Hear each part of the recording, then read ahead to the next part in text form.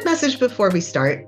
We hope our conversations open up new perspectives and new ideas for our listeners, and our goal is to be informative. But we want to emphasize that this isn't a substitute for individual therapy, and we're not providing medical or psychological advice here.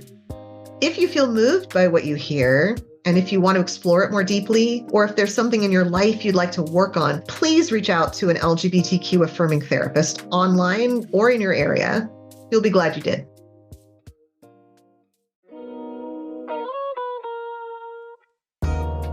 Welcome to the Psych Out Podcast, where two psychology nerds get psyched up for LGBTQ affirming history, research, and practice. And now your hosts, Chris and Jen. Hello, everybody, and welcome to the Psych Out Podcast. I'm Chris, and as always, I'm here with my wonderful host and good friend, Jen. Jen, tell the folks a little bit about yourself. Hey, everybody, I'm Dr. Jen, and I am a licensed clinical psychologist. I work in private practice, and I primarily work with LGBTQ clients of all ages, children, adolescents, and adults. And I am so lucky to have Chris as a colleague and friend. And Chris, tell people about you. I am a master's student and soon-to-be training therapist, and I am seeing my first client very soon. Woo! And I study and am working and specializing with LGBT affirming therapy. So this is a topic that's long been near and dear to my hearts. As hearts plural? Sure, I'll go with that. You're the doctor. You're the doctor. Yep. Multiple. Some people listening to this totally get what I just said, and some people are totally mystified by what I just said. Totally mystified. We could just... really quick comment, though. I was just struck by one of the reasons why I think it's useful to have this mixture of like experience and education level and timing is when I did graduate school, there was almost nothing, especially on transgender affirming care. And like a little bit on LGBTQ stuff, but really not a lot, right? And not very well thought out. And yet I have, many years of, I've learned on the job, right? And, through educating myself. And whereas you have like this great substantive education about it, and you can bring a lot more like up-to-date and contemporary stuff without actually having as much of the experience. So like we're really filling each other's gaps. So that's fun. And if you're a clinician out there, I get shy about networking, but that is the benefit of networking. Absolutely. Okay. So what are we talking about today, Chris? We are talking about allyship.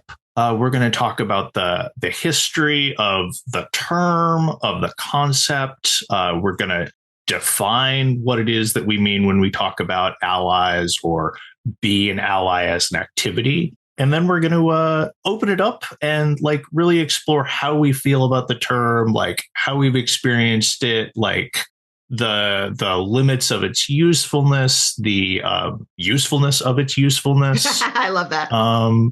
Yeah. Awesome. Go from there. Okay. So Chris has this great story to tell to sort of open up the history of allyship. So like, I think I want to start it with Once Upon a Time in Boston. Take it away, Chris. Once upon a time in Boston in the distant realm of 1988, there formed what is broadly recognized to be the first gay straight alliance group. And if you're not familiar with that, I'm going to tell you exactly what that is through this history. This is an idea that seems to have formed more or less concurrently and independently in a couple East Coast high schools and private colleges. And Jen has a little bit more history about allyship as a concept that came out of college spaces. But the earliest history that's well documented is this gay straight alliance in Boston in 88. And this came about from a gay teacher publicly outing himself in a speech. And it's 1988. This is a private preparatory school. People could and were fired for simply being openly gay and working with children. 100%. Fired and persecuted. Fired and persecuted. I mean, persecuted more than just being fired, but yes. Exactly. So Jennings made that decision to come out. He's a young history teacher in his mid-20s, I believe, doing a public speech. And one of the knockoff effects that happens from that immediately is that he's approached by a student, Meredith Sterling, who really recognizes and appreciates this moment and wants to do more. So they begin to organize on campus, and they think, we need a club. And this becomes... Can you tell me first a little more about the student, though? Yes. So Sterling is popularly identified in like the Wikipedia summary of these events as simply a straight student, but digging a little more into her background, her aim in approaching Jennings was her mother was a lesbian, and she was experiencing the casual atmosphere of high school homophobia in a very personal and direct way. You know, it hurts us when we hear slurs that are speaking to not only ourselves, but to our families, our loved ones. And she was really looking to create a space that could help do activism and promote a culture where, you know, that sort of pervasive homophobia that was pervasive throughout, I want to say, any high school in America in the late 80s. Pretty much. Yeah. So that was her goal in approaching Jennings. And this created the basics for, a high school group. You have a student, you have a faculty advisor, and then you have students that are working with that faculty advisor. And I'll get into a little bit more about like the consequences of that model later when we talk about opening it up. How I personally experienced my experience in a gay straight alliance, which is why I dug into this history in the first place. Yes. But that's a little bit of the history. And I'll just say we're talking about this in the concept of allyship, because that was where this word ally, that's one of the contexts in which this word begins to assert itself. Because when you have... I mean, the name of the organization implies that there's two separate categories. Exactly. Right. And, when you are publicly associating yourself with this club, there's a natural question of like, okay, well, what are you? Well, there are some gay students here. There are some lesbian students here. And then there are the straight allies that are, creating the alliance. And that's one of the places where the word starts to take on some political salience. Yeah. And just to start like that, the questioning, let's foreshadow. There were definitely bisexual students in organizations like that who didn't know which label they could use in a limited range of possible labels. Exactly. So, yes. So just to add to the history and the specific, like gay straight alliance really anticipates the idea of ally, but the very specific use of ally as a person who is not part of a marginalized group, who is acting on behalf of or in concert with a marginalized group. From what we can tell, emerged in the early 90s and probably actually a little bit earlier, because then it was like written about in the early 90s. So it must have been there before it was written about at universities. And initially it very specifically was focused on sexual orientation and alliance with sexual orientation minorities. And then, as we know, it's been expanded into a number of different activism spaces around different marginalized groups.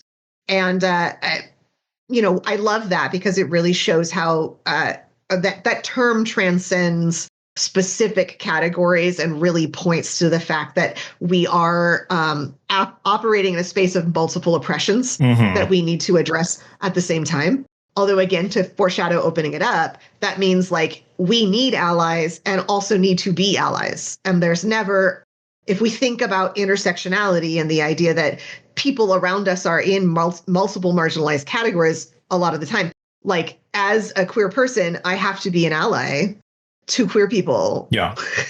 Right. But anyway, that's sort of where it originated. I did not find any like more specifics about like maybe the first time it was written somewhere, or the first person who said it. I wonder if that is actually out there. And I was joking with Chris before, and I'm also taking this seriously. I would not be surprised if a Black person involved in Black liberation actually came up with the term, and then we took it and then made it ours, for better or worse. Exactly. But we don't know, as far as I can tell. If you want information about, like, more comprehensive information about sort of that history subsequent to the 1990s, there's a great article that we can link called LGBTQA plus Allies and Activism, Past, Present, and Future Perspectives by Wendy Cummings Potvin. I think I'm saying that right. And we can link that so you can get a little bit more comprehensive history around that. But that is where we have the term originating. And I think now we can move on to defining the term.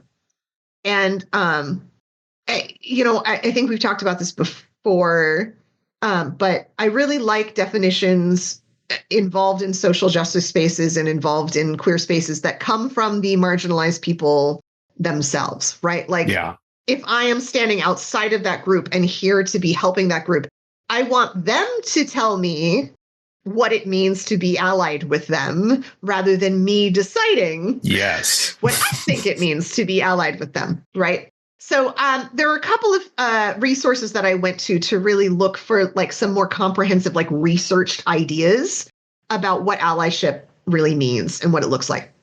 And, like, the first article that I went to, the first study, is called Antecedents and Consequences of LGBT Individuals' Perceptions of Straight Allyship, by Chen, Joel, and Lingle. And we can link this as well, although we've talked about this, I think, before. Again, it might be behind a paywall, which sucks, and you're going to a little bit have to trust me if you don't have the money or the access to get behind the paywall. But we will link it in case you can, by whatever means necessary, get a hold of this article. So this was research in which LGBT individuals were asked to talk about what an ally was to them. And there were sort of three components that they came up with. And those three components, they seem sort of intuitive, but a lot of times intuitive things that we don't think about in a structured way end up getting forgotten and not addressed adequately, right? So a lot of psychology research is that, like, you'll hear it and you'll be like, no, duh. But actually having structured understanding of it is super helpful. So they came up with sort of three coding of responses that three components. And one was being non-prejudiced toward the group, right? Right. So very clearly, like, not using slurs as, like, your baseline minimum, not, excluding, being aware of language and practice that may exclude LGBT people. B was taking action against, I think I said one and now B, but whatever. Taking action against discrimination and inequality. That's quoting from the article. So, an ally is not just someone who has a good attitude. An ally is someone who takes that good attitude and puts it into practice. Right. And I'll say on a practical level, those two can start to bleed together. Like, I am not prejudiced as, like, a self-concept. And then when you're putting that into practice, it means socializing. It means, like, being open, but then how do you demonstrate the lack of prejudice? Well, at some point, you're actually going to have to, like, socialize and do things that are not prejudiced. You're going to have to be in community, supporting through activism or other means, like, the people who that you are not prejudiced against. Exactly. Yeah. So one flows from the other ideally. And okay, let me talk about this from a clinician's perspective in two ways. And one is, I think there are a lot of incredibly well-meaning clinicians who will check the box that they're LGBTQ, like, accepting or affirming in their practice, but they haven't done the action of actually getting the education and the training about how to substantively be affirming in the work that they do. And so they end up doing a lot of damage because they do the not prejudice, but not the action. Yeah. And then the other thing I will say, and I say this a lot in many spaces, is that it's not enough to be non-prejudiced in the work that you do with LGBTQ people. If you're not out in the world speaking up and doing things about the larger systems in which we find ourselves, I would not personally experience that person as an ally. Right. And I've often had things where, like, I'm on the phone talking with, like, an organization or, like, something that a client of mine is, like, involved in. And I'm like, oh yeah, we don't have any problem with that. And I'm like, well, that's great, but that is not actually being an ally. Right. Yeah. So this component is so important. Yeah, how I think about that, and this is this is an idea that I've encountered and really hold to, is like allyship can be somewhat unique in these identities we're talking about, because allyship really is more grounded in behavior. Yes. Like the act of being an ally it is less interesting. What are your inner thoughts? What do you feel like? What values do you hold? It's how are you showing up, and what do you do when you show up? It's much more centered on behavior. You don't be an ally, you do an ally. You act. Precisely. Yeah. Precisely. And I just think there's something interesting there, because when we're talking about allyship in a queer context, like there's so much corrective that happens in the discourse about like, you can be gay, even if you've never, slept with a person of your same gender. Like it's not, sleeping with a person of the same gender does not make you gay. Like we spend a lot of time disentangling the way that this is an identity, and it is not bound up in behavior. There are not purity tests. There's not, you have to jump through this hoop or that hoop. Yes. Allyship, I think, is most useful. I experience it as most useful when we are focusing more on what is being done. Yeah, that's such an important distinction. I love that. I think if we had to boil down this conversation to like one thing, that would be what I would boil it down to. Absolutely. And there have been occasionally like people who suggested, we love our flags in the queer community. So like we have different flags for different identities and experiences. And I friggin' love that. And occasionally people have suggested ally flags, or to like in LGBTQIA have A mean ally. And I think this is one of if we were going to make an argument as to why to not do that, it would be allyship is about action and behavior, not about identity. Yeah. Right.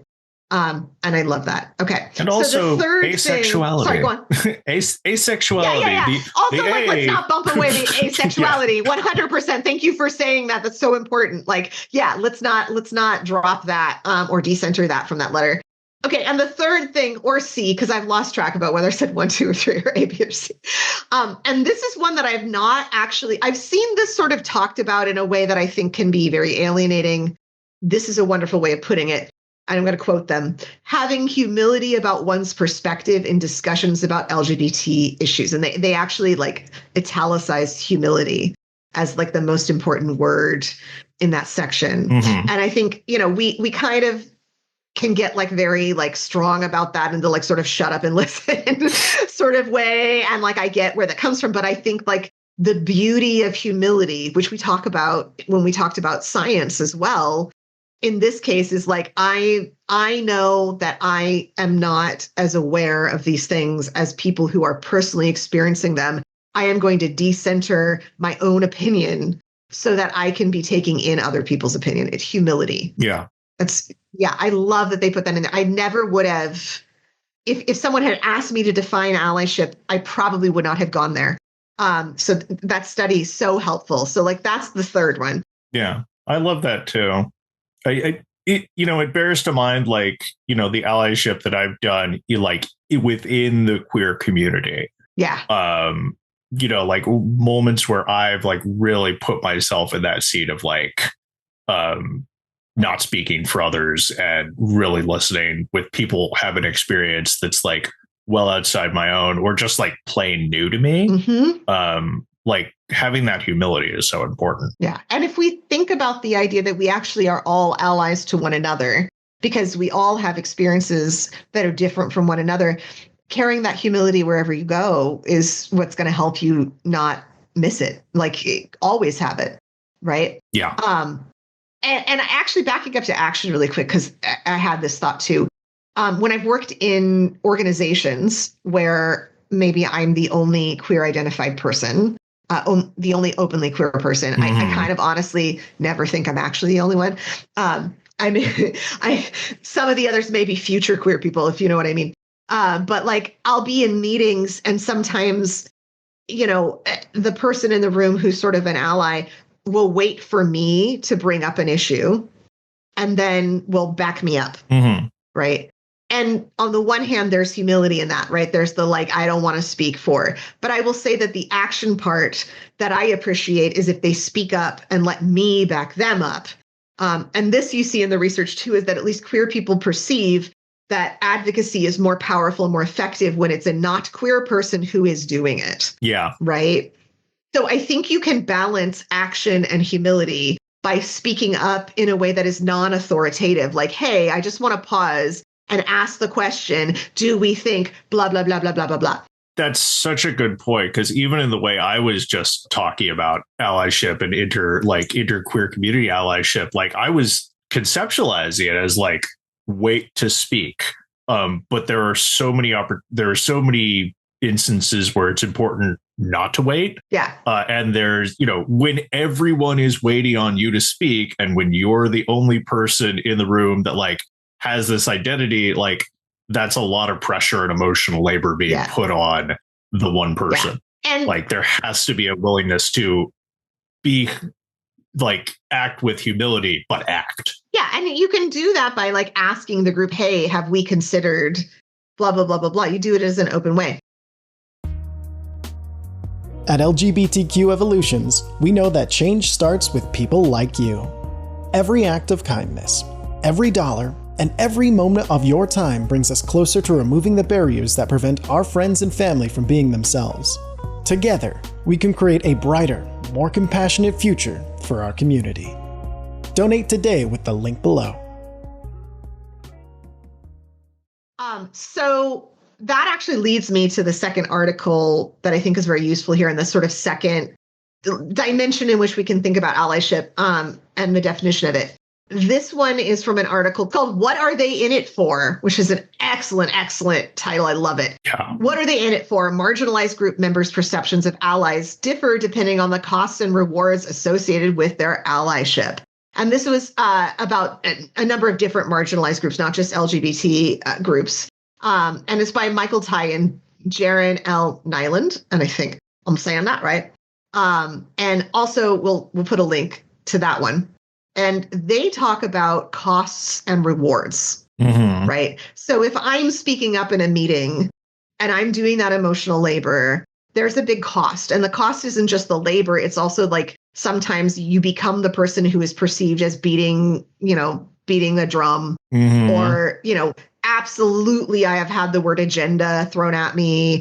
Look, what I'm saying is considered less legitimate. And in some ways, like I lose status, like I pay a price. Absolutely.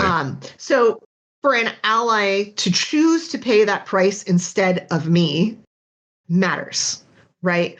To be the one who maybe everybody rolls their eyes and groans and says, why are they talking about this again? And not have it just be me who experiences that. They're paying a price and I see them paying that price. Yeah. Right. Versus someone who's doing it and getting a lot of praise. Like, oh, I really appreciate that you always open it up to thinking about blah, blah, blah. Or, this person is the employee of the month because they are the one, those are rewards. Yeah, go on. There's rewards. I want to give a concrete example about this, harkening back to what I said earlier. I think a really good example of where I first experienced allyship in that form was the Gay Straight Alliance at my high school, which I was in community with. I wasn't a member, but like it becomes pretty fuzzy when you're all like hanging out at every lunch you're like there's the expanded community. But I wanted to call out the teacher specifically, and I do not remember his name, sadly, but, any club needs a sponsor. And often because of those dynamics I was speaking about that were extended in the 80s, like still even into the 90s, like you're taking a risk when you're like using your professional standing at a school to say, hey, this is a group that these students want to form and we should let them. And I'm going to give them a literal safe space here in my classroom at lunch to have their group activities. That was my first experience of looking at allyship. And I don't remember that teacher's name. Well, I think all I wanted to say on that was like, because I don't remember that teacher, I have no idea if he was gay or straight or bi or whatever. But it was experienced as an act of allyship. And a potential accepting of cost. Yeah, exactly. Thank you. Yeah. Bring it back to that thing. Yes, exactly. Yeah. And I think just I have sort of two other dimensions to talk about this in. This is where social media statements can often go awry or feel weird or funky. And we talk about this, like, I think people talk about this on social media a lot, is social media is set up to give you rewards or punishments, right? It's set up in a very like behaviorist kind of way so that you might make a statement as a self-identified ally and then get a ton of likes. So you're getting that like dopamine rush of like people agreeing with you or approving of you. It sets you up for reward, right?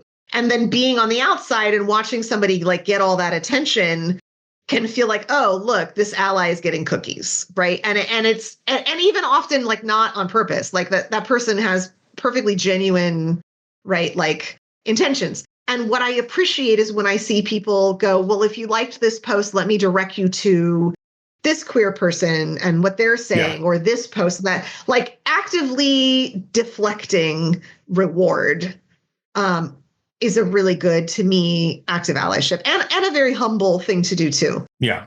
Giving credit is an act of, it's an institutionalized act of coming from a humble perspective.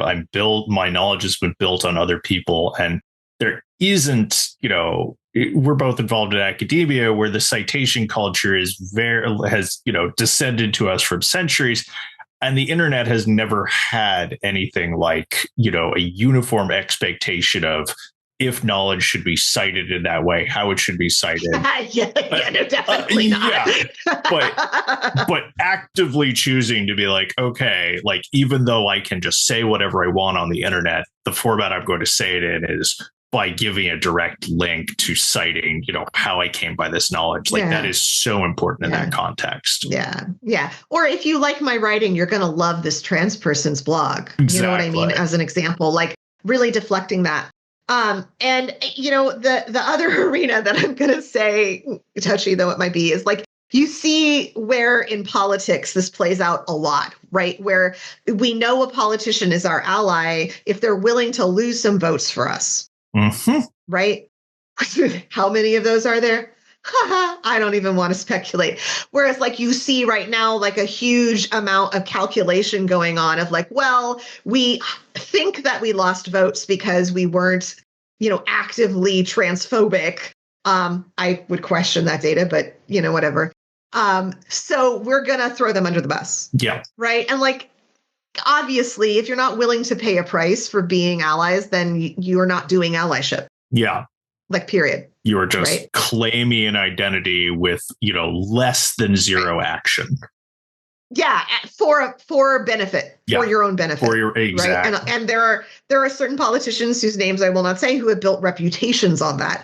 And then when there was a cost, stepped away. Yeah. So that's an example. And actually that brings me to a term that I've seen floated as an alternative to allyship. And I think that I saw this term first in the Coming Potvin article, and then I sort of saw it around the internet in various places, but I wish I could cite a specific individual who came up with it, and I can't. It's not ally, but accomplice. Being an accomplice, that carries such a wonderful, potent idea of being willing to accept cost. Yeah. For stepping into this, right? And another example of this, I did a lot of like on the street activism. I have a pretty long history of that. And sometimes when you're involved in a demonstration where you feel like there might be some violence, right? Which I've very rarely been to those, but a couple of times it has been like put people in the front who are less likely to trigger violence from the people who are here and opposing us, right? So if it's, say, a lot of like transgender and gender expansive people, put the cis people in the front. Or if we're in a protest around racial justice, put the white people in the front, not because we want them hurt, but because it is less likely for them to be hurt, and being willing to take that risk in someone else's place. Yeah. And to be an accomplice, to be willing to be seen persecuted along with. Right? Yeah. Like, come be with me in my persecution. That is a profound and beautiful thing to do. Be my accomplice. Right? And I will be yours. Yeah. Right. So that's that's, I think, do you have anything else on the sort of this definition where we're carving out meaning of being an ally or an accomplice? I would just say I really like accomplice. I hadn't encountered it before. And I think there's like a generosity implicit in that I find interesting, because I think it is so easy for someone who does not have lived experience as a queer person to, say, oh, yeah, I want to support you. And they don't necessarily know the history. They don't necessarily know like how bad it can get. And being an accomplice is a way of saying like, look, this is going to go places. Like, we're not doing something easy or free of consequences. This could be bad.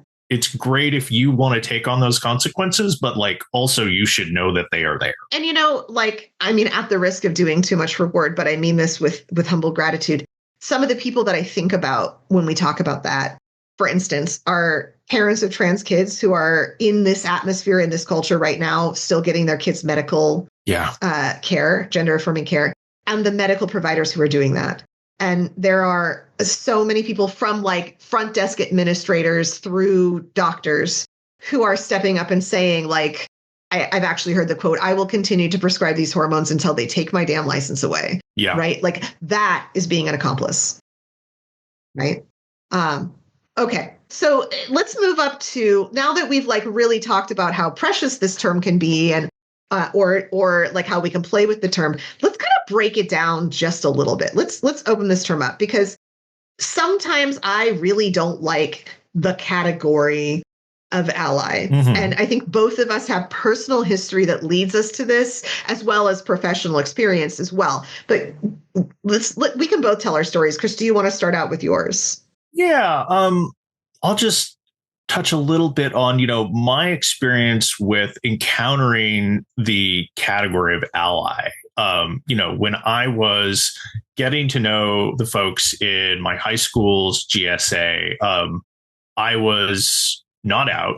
I was not out to myself because I didn't have the vocabulary. Yeah. And I encountered this group of kids and I said, as I'd said to myself before, like, whatever they are experiencing as oppression also affects me. Like, when people have rigid gender norms that they're enforcing, like, that impacts me. And at the time, with the limits of that language in the late 90s, like, and what I'd been exposed to, like, I began to identify myself as an ally. And that was how I presented myself to the group. And really, that was telling like the barest part of my story, and identifying myself wholly with a word that, like, now when it applies to me, I think about it intersectionally. Like, how can I be an ally to other queer people whose experiences are different than my own? Like, how can I be an ally to other people experiencing oppression? I think I was not alone with that, even in this tiny high school GSA. Oh, not at all. I'm sure. Yeah, there was folks who were there who were not out to themselves. There were folks there who were out publicly, but then there were also folks who were there and who were out to the group. Yeah. But who publicly were saying like, oh, I'm an ally. Like, I'm part of the GSA because I'm an ally. And there was taking all sorts of people were meeting in this small group in that context and using that word ally to mean different things externally and also internally, and understanding it in very different ways, because we didn't even have like words like, I didn't know the word questioning. Yeah, no, I didn't either. And I didn't see LGBTQ for like an incredibly long time. I don't think until way past college. Yeah, likewise. Dating myself, but still. I think, and queer was like still a slur by the time I got to college. When I was in college, we had the Queer Student Union, and it was considered radical to use that term. So, we had, and this, I think we talked about this when we were planning this, we had a model of, there is a distinct category called heterosexual or straight, right? Mm-hmm. And our goal is not to blow up that category back in the 90s, right?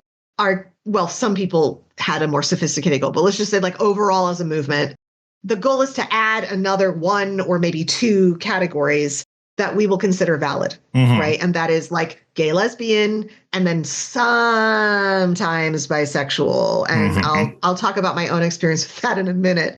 So that is one model, right, of queer liberation, is add the categories, right? But the other model that I tend to lean toward, and albeit with like the bias of being a non-binary, like bisexual person, is to not have those categories, to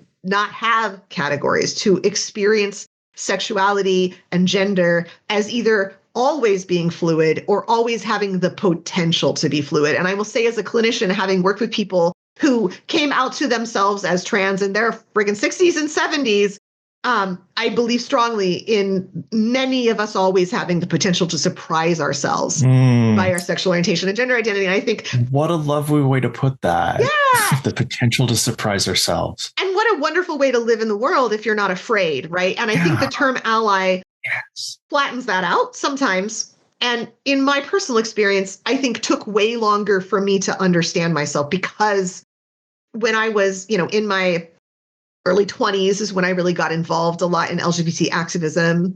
And at the time I was married to a man, and I wasn't unhappily married to a man in the sense that I wasn't unhappy that this person was a man, right? And I would just call myself an ally because, first of all, I was internally confused and I did not have the non-binary language. And maybe another time I'll talk about like some of the ways that creative expression like already was expressing that without me having the language, but I didn't have the language for that. And while I knew that I was also attracted to women, that wasn't being bi and being with, the quote opposite gender wasn't cool, right? And still has some issues, as we'll talk about in another episode. So I would just identify as an ally. And what that did was it made me feel like I had, quote, chosen a team. Right? So I think when we treat that term a little too rigidly, we're actually hurting a lot of queer people who exist on the margins of how we define queerness.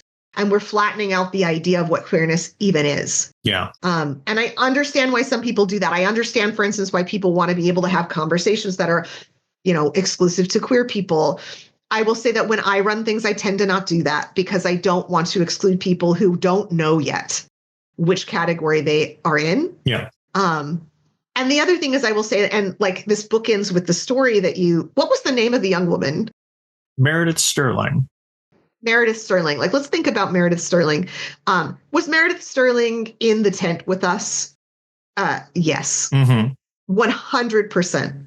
Right. If we want to talk about queerness, not just as an internal identity, but as an experience in the social world, she had a queer experience. 100%.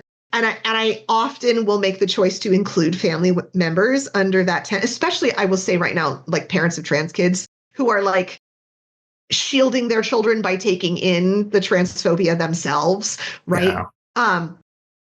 I want to include them. And I understand that other people might not feel the same way. And certainly as a clinician, when I'm working with a family member, it's different work. But this is where, like, I think I want to push the margins of our idea of what an ally might be, right? So as always, I'm a both and person.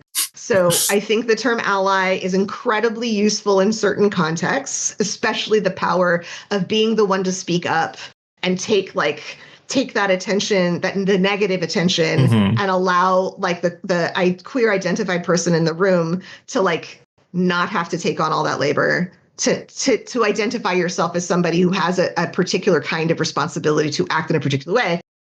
And also, I'm going to use my fancy, makes me happy with my student loan terms, reify that term, which means make it as if it is a concrete, objectively real thing, and allow it to be a bit more of a fluid term, both so that we all recognize that we are all called upon to be an ally or an accomplice to each other, especially in this time where like mutual aid and solidarity is so important. And so that we allow like our idea of queerness to continue to be expansive and not constrictive or restrictive. Yeah. Beautifully said. Oh, thank you. Awesome. Anything else you want to add to that discussion of like maybe opening up our idea of who or what an ally is? No, I think you spoke to it so well. It really is. It is a label that I have found like very empowering, very helpful, and occasionally very restrictive, and often and continuing to be very confusing.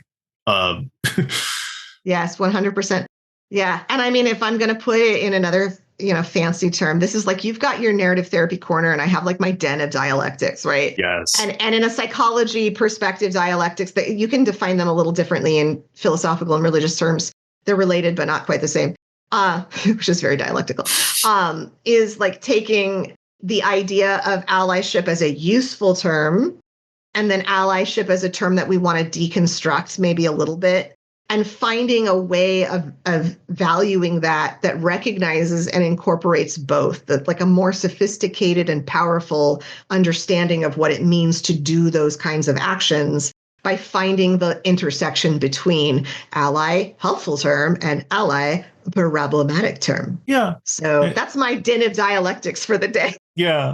And what I heard you, how I heard you doing that was really speaking to fluidity. Yes. The fluidity of moments in our communities when we're called upon to, like embody our identity or to do allyship for others with similar identities and facing intersectional issues. But then expanding that broadly to, the fluidity of moments in our lives where we might identify more with one identity or another, the things we can beautifully discover in our lives. Yes. That is all such a fluid process that, we can put labels on, but labels do not fully contain.